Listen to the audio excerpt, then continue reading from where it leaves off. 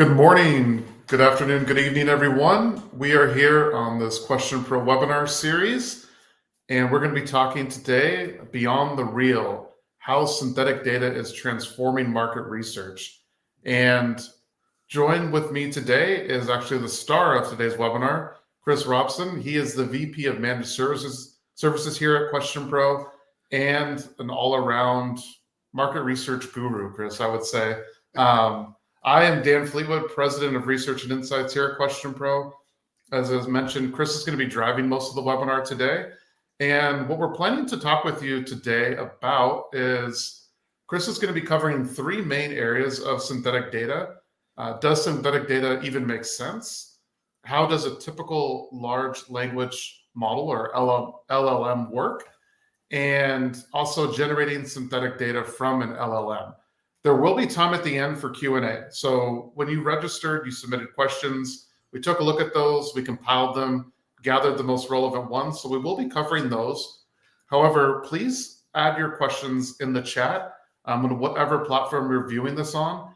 And we will make sure that we get to those as well. If we can't cover them on the webinar today, Chris has been very gracious and promised that he will get back to every question that is submitted. So ask them and feel free to put them in the chat where you're from, and let's get some interaction. While Chris is talking, I'll be monitoring the chat and interacting with y'all as well. So without further ado, Chris, I will turn it over to you and we can go ahead and get this webinar started.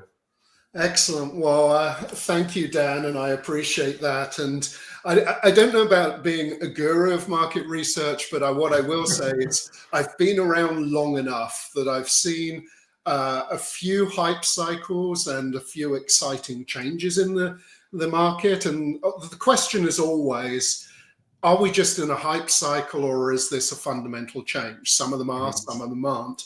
And I'm going to argue that we are in a fundamental change, but I'm going to do so cautiously. I'm going to go through, and this is the reason why I'm starting with the question, does this even make sense? Because I think that probably most of you now will have heard people making crazy claims about synthetic data, how this actually is going to change things. And some of those are true and some of those are total hype.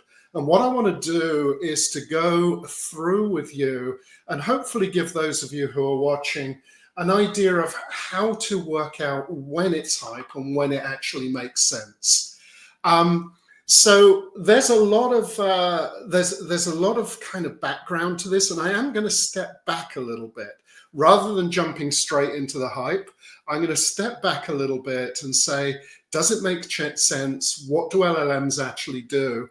And then say, this means this is how they can and can't help us within the industry. So I'm going to give you the short answer, okay? And the short answer is, does synthetic data even make sense? The short answer is no. And the reason being, I say that, and you think, well, okay, we can just pack up and leave at that point.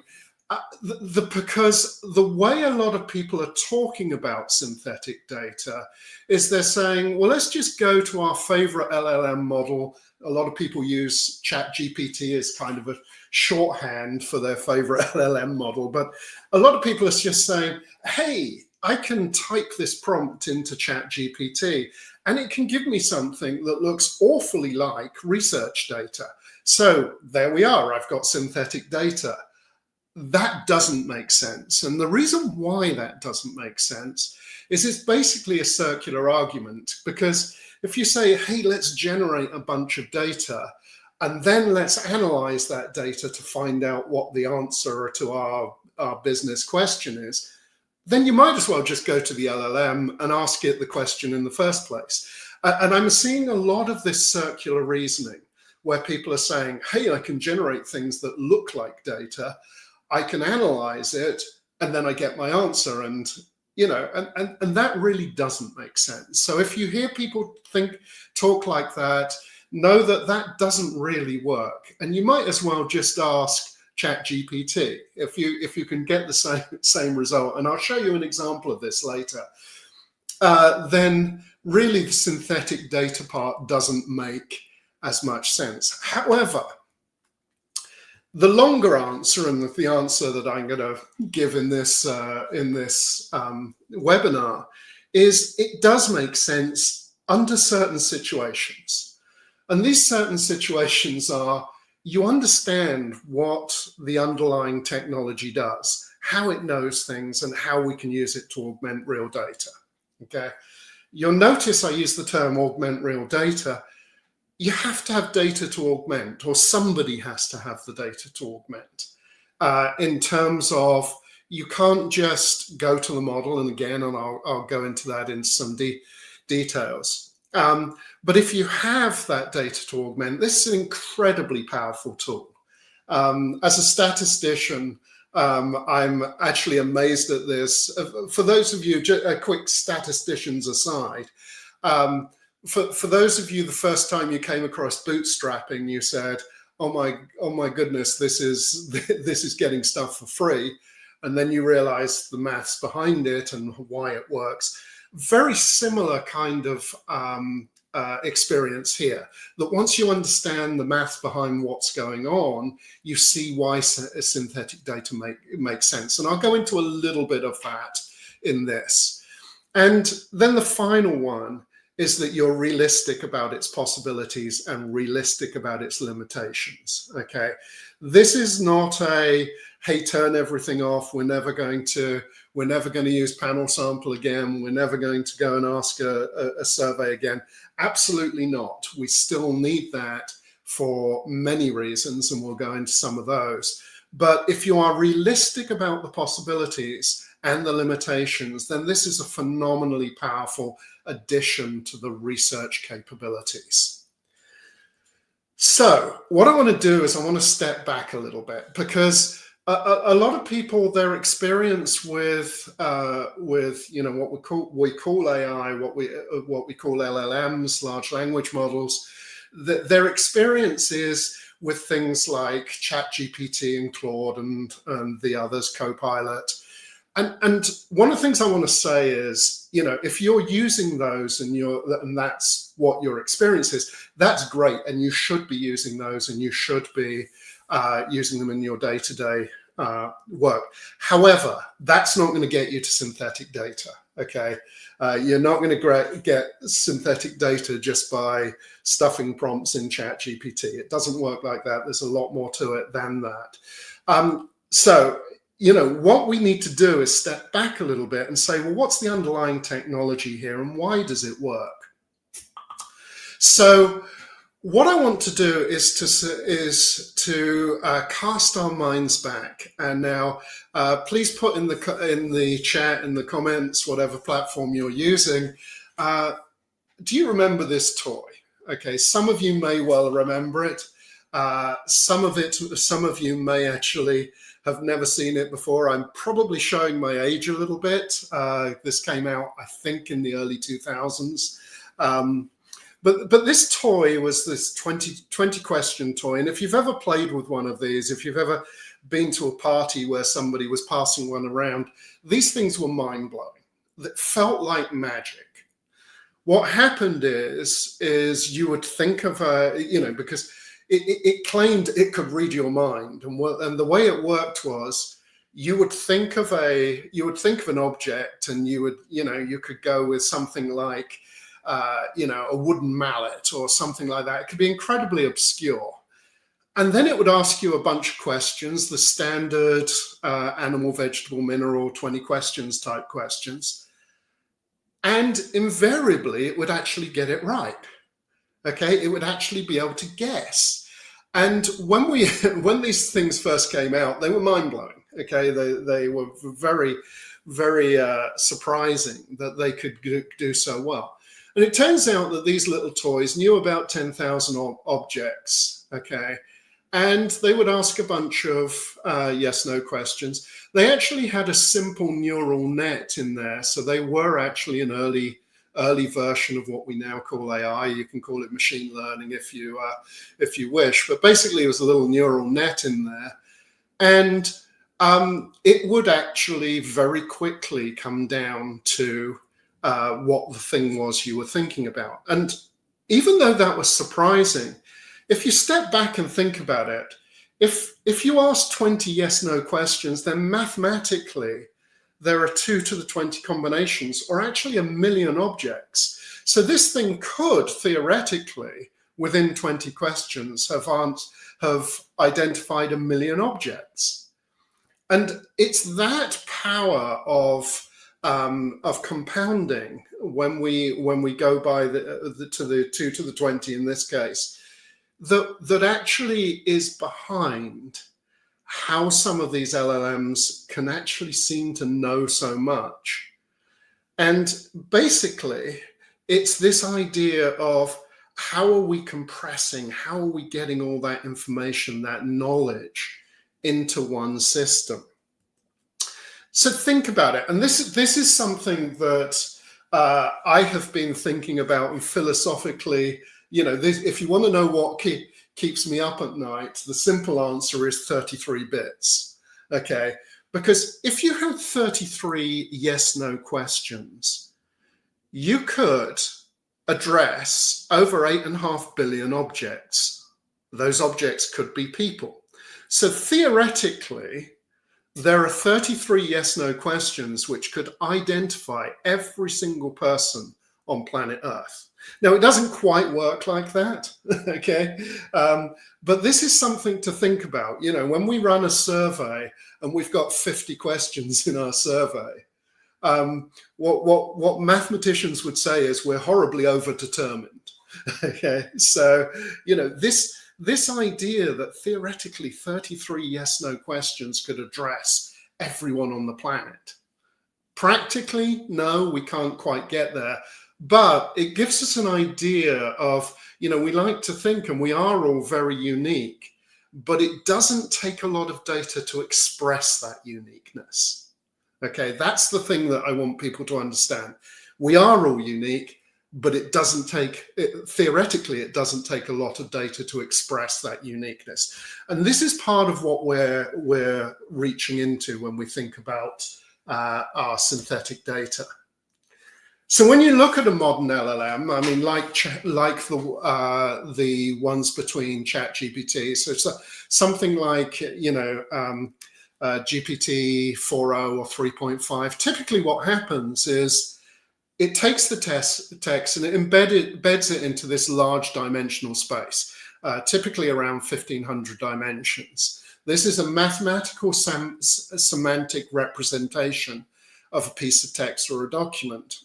And that document could represent an individual or an individual's response to a question. And the reason why I bring this up is when you look at the numbers there, 1,500 dimensions, okay, comparing it to the 33, we see that we're very over-determined. So at least in principle, there's this idea that this could be incredibly representative of individuals and even to individuals' response to a specific question. So it's not like we're doing things which are crazily out of whack from a mathematical perspective, but this is kind of the basis of what's going on. So one way of thinking about what the LLMs are doing are large language models, the ones behind things like Claude and ChatGPT and all the others.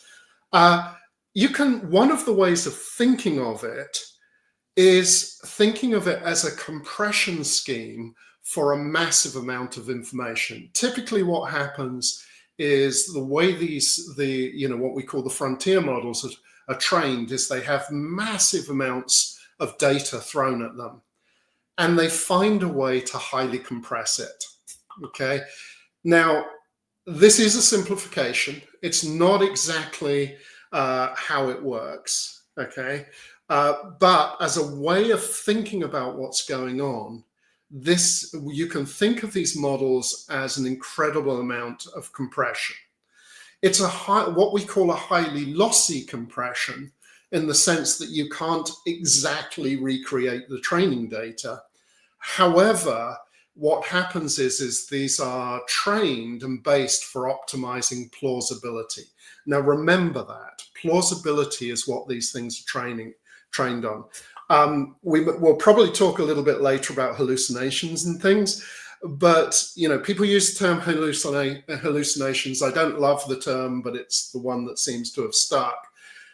Basically, what a quotes hallucination is the model coming back with a plausible response to something, because that's how they've been trained. They've been trained to be plausible. So think of the LLM as this incredible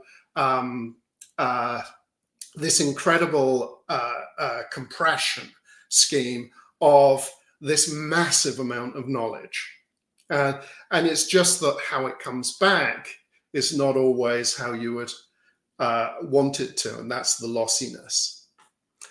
So when you're just interacting with a chat model, so like ChatGPT, what's happening is that the model has been trained using this massive amount of training data, and then what you're doing is the model is effectively retrieving what it knows in a plausible way. It knows how conversation works, and it knows how to generate a plausible response to something. And that's what it's giving you. So remember that when day to day, I mean, not just with synthetic data, just remember that, like I say, I don't love the term hallucination, but basically what it's doing is the model is being plausible. And if you're using the model for anything other than that, you're using it wrong. Okay, so just be aware of that as you do it. But this model, this way of using the models through chat is restrictive. It's not the best way to use the models. It's useful, and I mean I use it all the time in my day-to-day work, but it doesn't work for everything. So let's look at a better way. And a better way of using it is to not actually ask the model what it thinks, but to say, I have this data, and use the model to help you retrieve things from your data. And you've probably heard terms like RAG, you've probably heard about agent chains or tool chains, things like that. These are all ways of turning the model upside down, in the sense that you're not asking the model for its answer, you're asking the model to help you retrieve things. This is very different. And if you are doing anything where you need to have a level of confidence in what the data's doing, this is how you have to be doing things. And you can build, I've been saying for years, all researchers should know how to write Python. It's truer now than it's ever been, in the sense that in a language like Python or something like that, it's very easy to put together workflows like this, where you can actually say, here's my data. Okay, and instead of asking ChatGPT what it thinks, you ask the models behind ChatGPT or Claude or Copilot, you ask the models behind those to help you understand your data. This is a very important shift in thinking. And what I would say is, this is the key to how we work with synthetic data. So let me give you an example. Imagine that you've been asked to find out about, for your client, about Gen Z car preferences. And you could go to the model, and this is just going directly, in this case, to the Llama model, and saying, what do Gen Z males like to drive?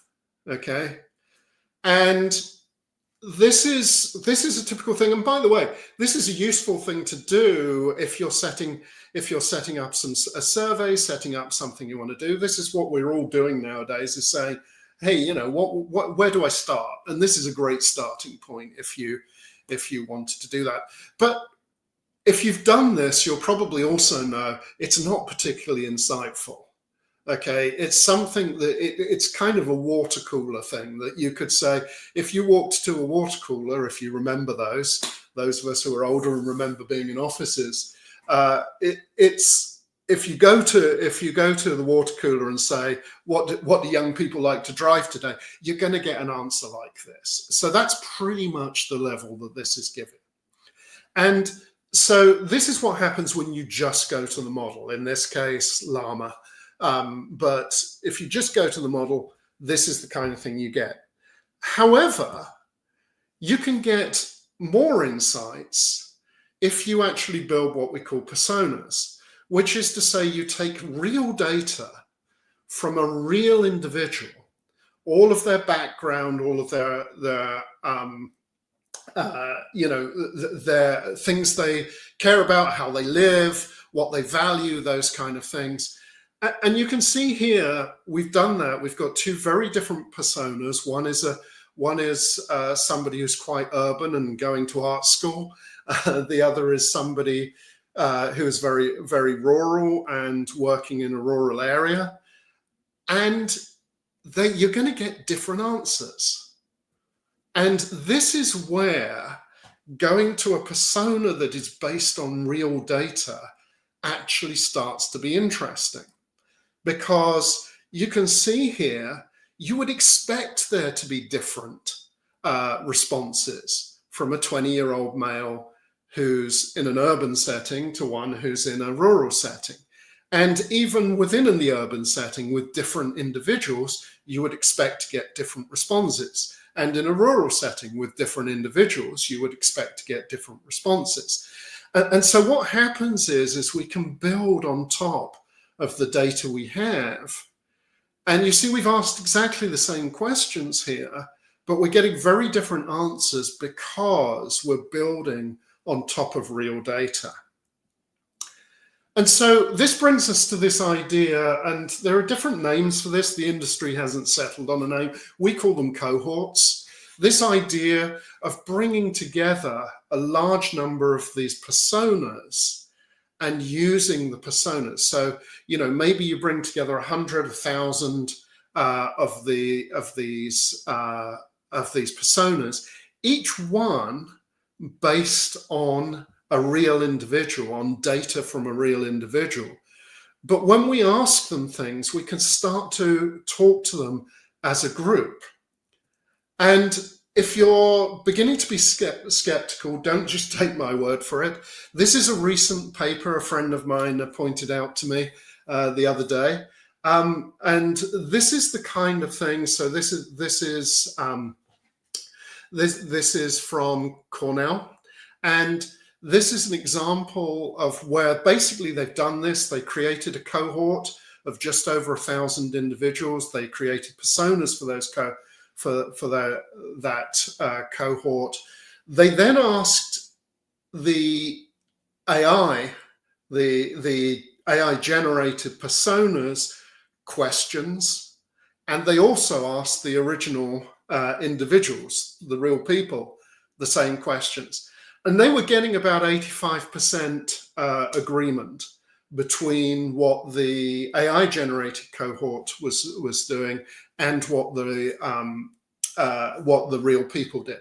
So, you know, 85% is pretty good. We're hoping to get better than that. 85% is very similar to what we're seeing in our internal experiments and tests on these. But this is kind of where we are at the moment. What this means is, and remember, this is where you're asking the AI questions outside of what the base persona did, and we're doing the same, not quite in the same way as this. The way we're doing our tests is we are basically creating the persona on a restricted set of the data we have on them, then asking and basically doing cross validation to work out how well it's predicting the other parts of the data. And this 85% figure, very close to what we're seeing when we do this. So at that level, this is pretty useful to be able to get to that level of agreement. So we can take a cohort and we can put them to work. We can get them to answer a survey. We can evaluate concept tests. That's actually a really interesting use of it. especially when remembering we can use these in both a quant and a qual type of way. We can get qualitative responses from the cohorts, from the individuals represented within the cohorts, and then put that together. And so the kind of thing we can do, here's an example of something we call Ask a Cohort, where we basically generate a cohort specifically for a set of questions. So in this case, basically, what we've done is we've said, okay, we want to ask the cohort about pet care. We've created a cohort. We have a large amount of data of real people. What we do is we select from that large amount of data the people who we have some pet-related background on. We then ask those individuals, the individual personas, the generated personas, questions about pet care. So in this case, you will see it's just like an IDI, this idea of, asking people to describe a little bit about themselves, about their pets, their attitudes. Very simple IDI in this particular case. And then we automatically generate a report on top of that.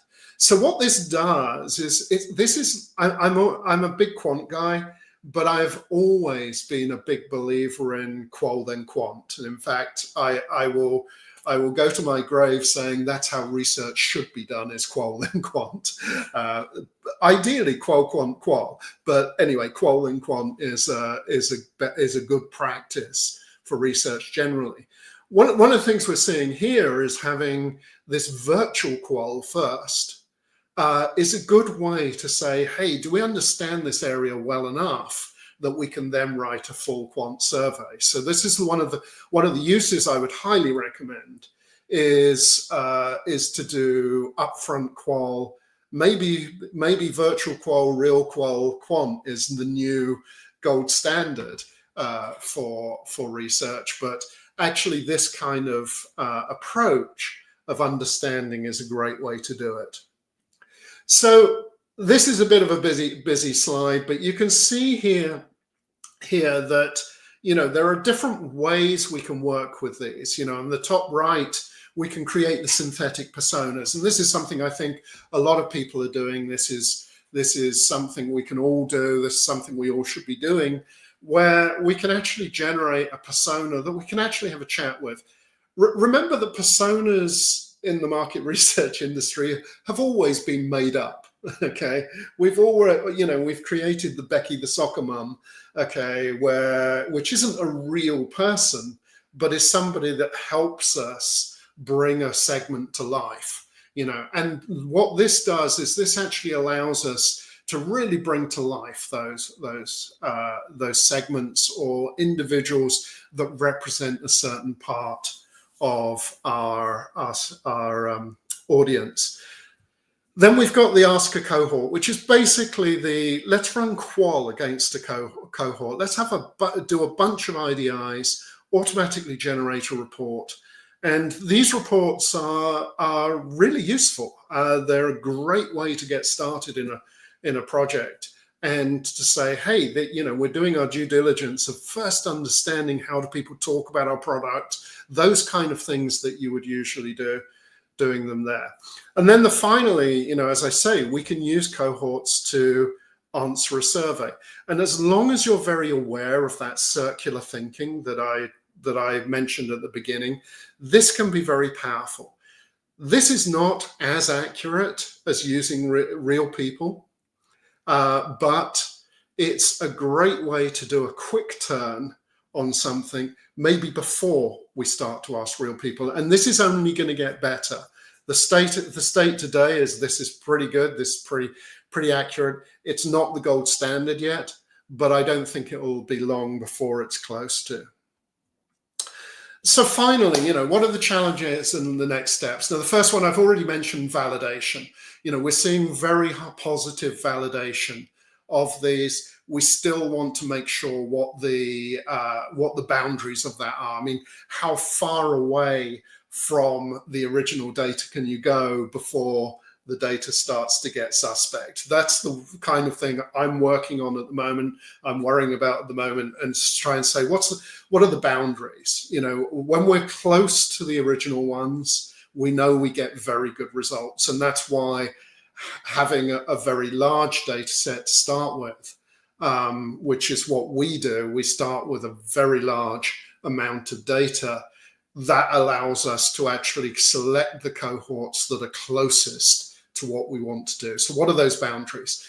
Speed and cost. Those of you, that is something that we need to understand.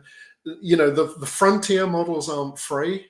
You can run, I mean, the llama models that I showed you earlier, those were all running on my laptop. It wasn't all even going to ChatGPT or Microsoft or any of the others. It was actually completely running local. So there are ways to do things locally at a lower cost.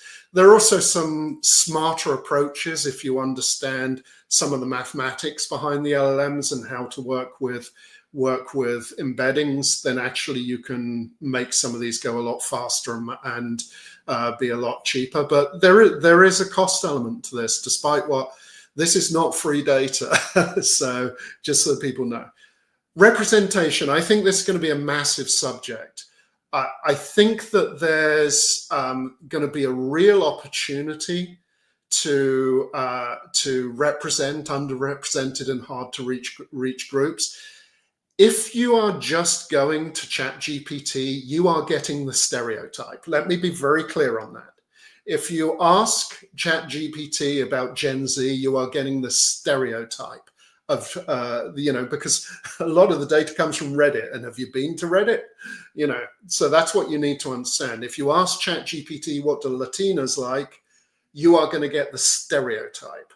So this is why it's important to build on real data. And this is why it's important to make sure that we're not misusing it and not reinforcing stereotypes. And then finally, I really do believe that we're only scratching the surface of this at the moment.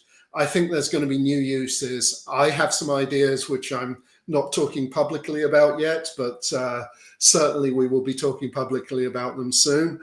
There are many new uses of this area, and I'd like to encourage you all to say, hey, given this, what could I really do with this? What's going to really change things?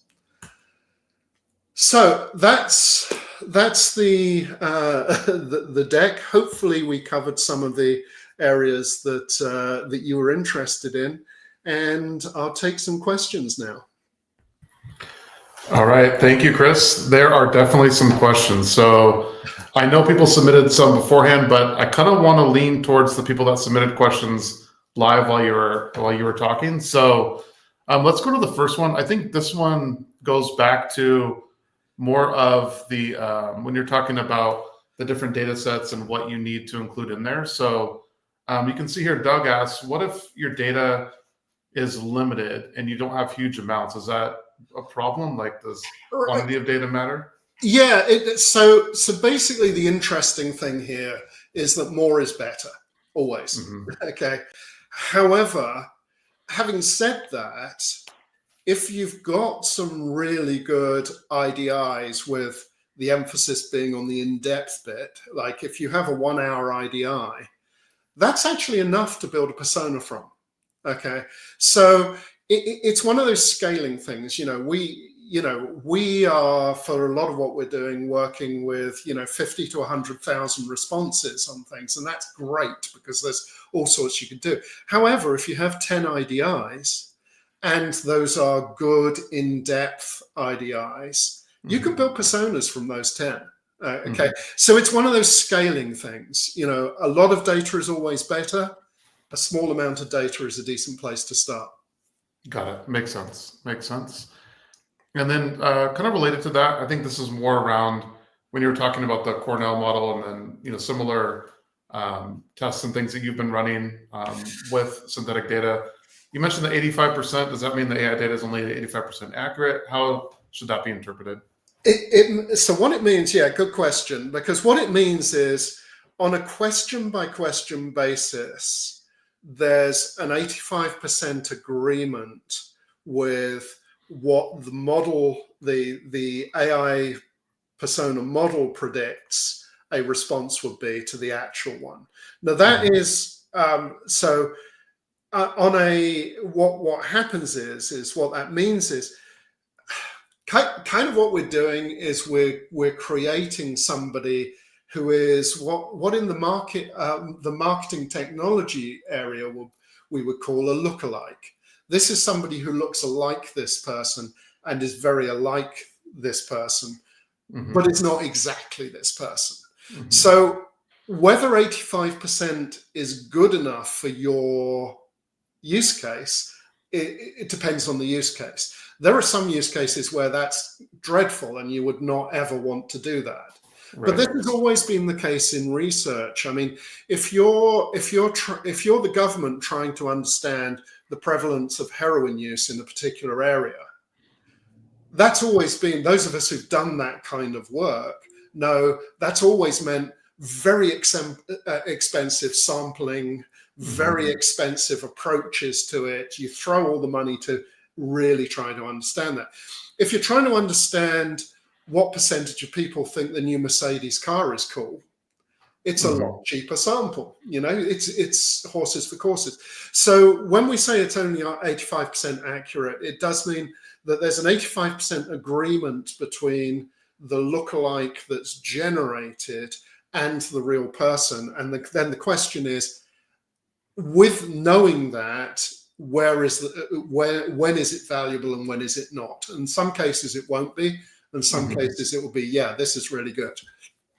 Yeah, I actually think the 85% is pretty good if I'm thinking about it, because even week to week, I might answer differently depending on different stimuli and things that I've come in contact with. So exactly, and that's why we focus on cohorts as well, because we get the value of the group, saying that overall we're going to get a better than the individual agreement.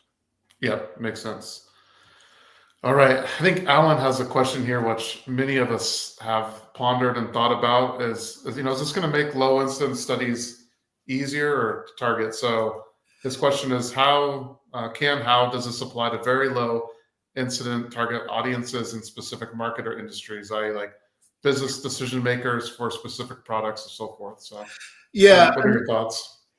And really, this is where I think we have to, be very clear on what we're thinking and what we think we're doing.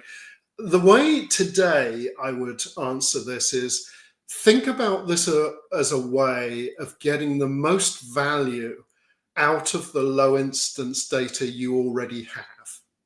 Okay.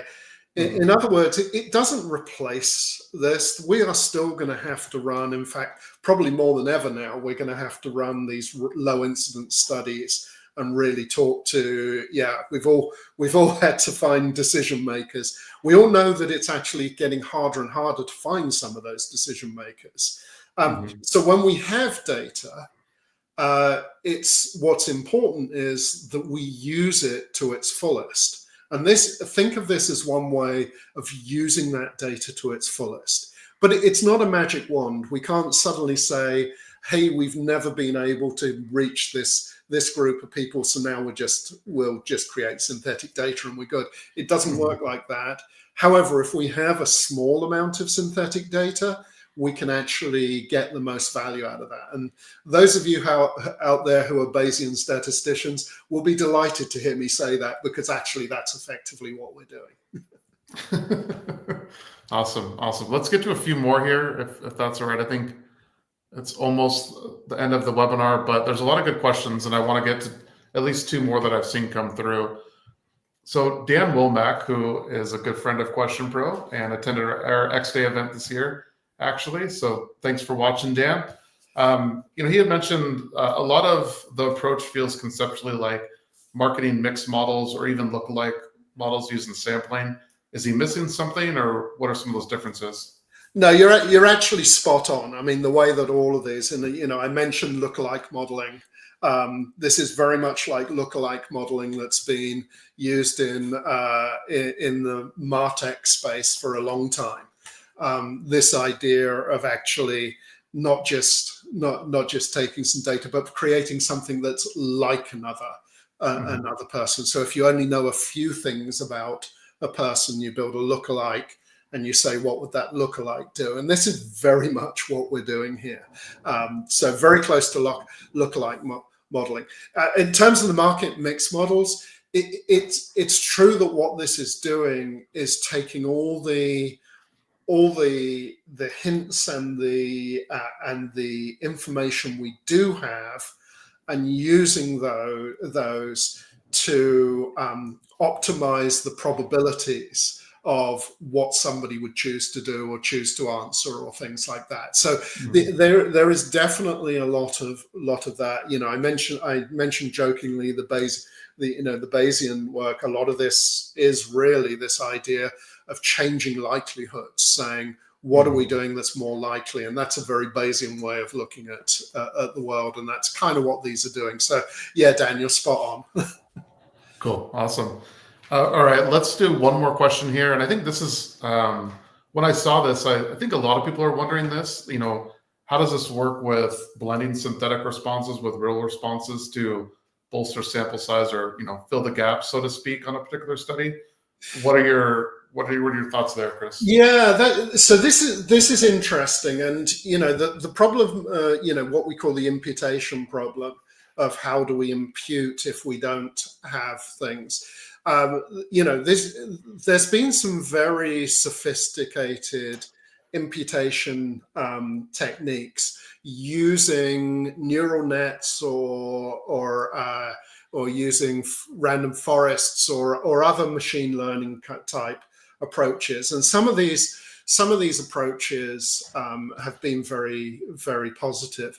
I actually think that basically the LLMs basically give us another layer. I mentioned the likelihood thing. When we're imputing, what we're trying to do is maximize the likelihood that the imputed result is the one that the person really would have done. And I think that this is just another layer in that of actually getting that likelihood up. So actually, we had a thing just this last week where one of our clients had shared a certain amount of data with us, but hadn't shared a couple of the fields.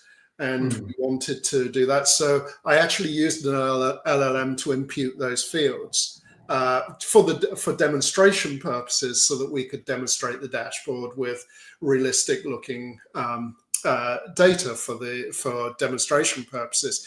But that's an example of imputing new variables, and it actually using the LLM to do things like that. It is actually quite powerful. So I do absolutely think that this will be used for imputation and other things like that. Got it. Awesome. Well, I think that's all the time we have today for questions. As a reminder, we will send out the recording and the deck, and then Chris will answer the Q&A questions that we couldn't get to. He'll answer those, and we'll make sure that everyone gets a copy of those. It might be a blog post. It might be in a document that we'll send you. But if you registered for the webinar, rest assured, we'll make sure you have that. So Chris, thank you so much, and have a good day. Thanks, guys. All right. See you, everyone. Bye.